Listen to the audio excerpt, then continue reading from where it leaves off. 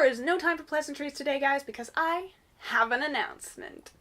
If you've been wondering what has made me so cruelly distant, what has pulled me from the loving arms of YouTube, well, I can finally tell you guys. Drum roll!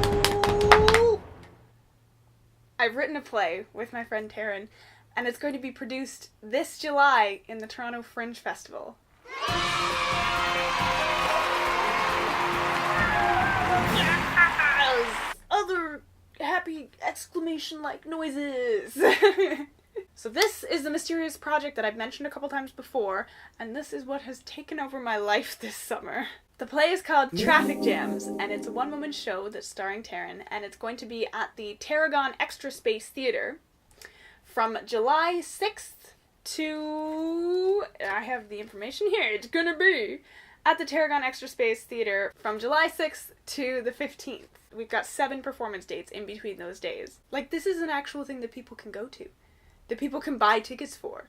That you can buy tickets for if you want. Here's a postcard that I designed. That's got all of our information on it. Isn't it beautiful? Here is another picture for it that I designed. And here are some outtakes of the photo shoot that we did with Taryn.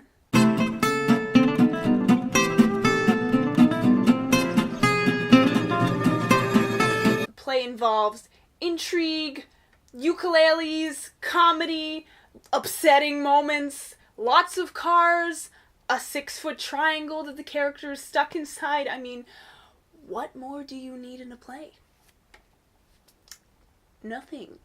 That's what. Now, Taryn actually recorded something herself to explain/advertise the show a little bit, so I'm gonna let her do that bit. She made this little video for a Fund What You Can that we made to try and offset the cost of putting on the production. I'll put the link to that in the description below, as well as links to the different websites we have for the show itself and for the theater company and stuff. So if you guys, say, live in Transylvania and can't make it to a show, but you still feel like you want to support me, you could always drop me a sweet $1.50.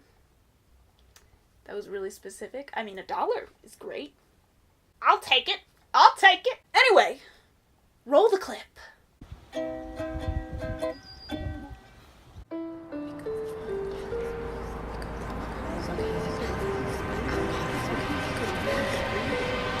I'm Taryn Dougal, and I'm one of the co-creators of Traffic Jams, playing this summer at Toronto Fringe Festival. And I wanted to give you a little more information about the show. So our show follows our character Tally, as she's met with a claustrophobic need to create, and we find her trapped in the middle of a traffic island, trying to write an indie album. Traffic Jams was born out of a 4-hour-long conversation between myself and Alexandra Jones, my partner in crime for this process. We were both just chatting late one night about what it's like to be millennials and young artists and various mental health struggles that we and those around us were facing. So she's telling me during this 4-hour-long conversation about her undergrad play she was trying to write, and then just casually, out of the blue, mentions this other idea she had for a play, about a woman trapped in a traffic island trying to write an indie album. Immediately I was hooked. I said, tell me more, and we talked through the entire trajectory of what this play could be, and even though it's been over a year, the premise for what we want this show to be and the story we want to tell has stayed exactly the same. We think this play is super important because it tells a universal story, especially for young artists. We follow Tally on her journey to write an indie album, something she knows hardly anything about, till we discover what her story is really about, her battle with mental illness. 1 in 5 post-secondary students in Canada is affected by mental illness.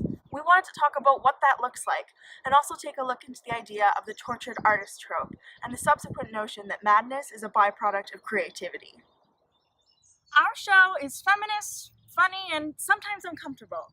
We don't have the answers to any of these problems, but we wanted to give you a space to grapple with these ideas. So what we have to offer to you is a girl, a ukulele, and a traffic island.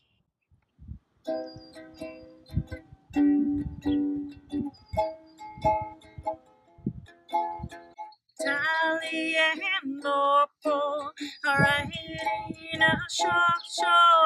Tally and Bobo invite you to go. Sad songs and red songs, totally bad songs. Tally and Bobo are sharing their show. Without you it might be shit, but with you it'll be a big hit. Tally and Bobo both love you so.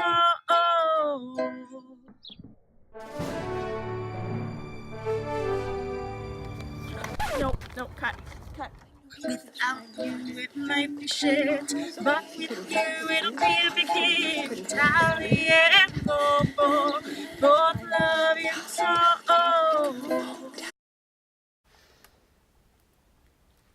So yeah, I've known Taryn since I was 14. We met in grade 9 drama class. We're actually coming up on 10 years of being friends. Here's a picture of us as dorky babies. This is my first Fringe festival. It's stressful and hectic, but it's pretty special. And she studied acting and stage managing in university, and I studied playwriting, so honestly, it was inevitable that we were going to end up collaborating even as adults. Friendship is magical. Traffic Jams is something we've been working on for a year now. And once the run is over, I may be putting a few select scenes or tiny clips on a vlog about the experience, so even if you can't come to see the show, parts of it may come to see you, whether you wanted to or not. That sounded threatening. You don't have to watch it. And if you'd like to share the link to see the show, which again will be in the description below, with your Canadian friends, your Canadian acquaintances, all of your Canadian relatives, even like that one aunt twice removed who you haven't spoken to since that weird barbecue last summer. That would be great.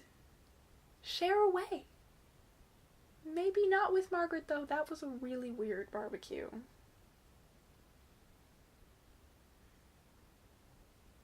I do plan to have one more video up before the play starts, if all goes to plan. Anyway, thanks for watching, and if you share the link or want to drop me a sweet 25 cents, I'm lowering it. I'll take anything. Then thank you for supporting my tiny hopes and dreams. Okay, I'll see you guys next time. Bye! It's a hard knock life for me, sitting around doing fucking nothing! Autumn works at this meditation shop near our school. She's very concerned with image and what's mainstream. Gave me the whole lowdown when we met. I mean, it's crazy. You go into a meditation shop once to buy incense, and suddenly you're getting the whole lesson on creative faux pas and how mainstream culture is basically poisoning our souls through conformity to excessive social norms like toothpaste and dogs in sweater vests and iPhone 7s. I say shit that's obvious a lot. Small talk. He used to put a bowl on my head when I got too loud. When I was a kid. My dad. We had this big salad bowl and we never had salads. And he would just set it on my head when I was getting too buzzy. That's how we always put it. Getting real buzzy like a can of bees. And then I would just sit on the floor next to him with it on my head. He would put the chip bowl in his head so that we matched. We just sit there in our own little bowl worlds, nice and muffled. I was a weird kid. I can be louder than you! Look, I may not have listened to a lot of indie before Autumn, but I know that they sound like they've never had a voice lesson a day in their life. They're all raw talent and character or whatever. I sound like the narrator of a nature documentary compared to them, okay? I'm Benedict Cumberbatch talking about penguins, and they are Heath Ledger's The Joker. No matter how good any of the songs are, no one is going to listen to this album if I don't sound like I've got an entire tragic backstory in one alone. Maybe tomorrow, maybe today, gonna write a Grammy, gonna do it, gonna win a Grammy somewhere, somehow.